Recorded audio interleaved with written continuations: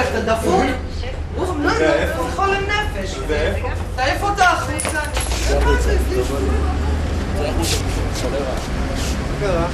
למה שבר כזה? ואיפה? מה זה נשברה קרה? בחיפה, בבית המשטרה. תעצור אותו, שיקחו אותו לאשפוז. המזל שלכם הוא אחד ויחיד. למה? שאנחנו סבלניים.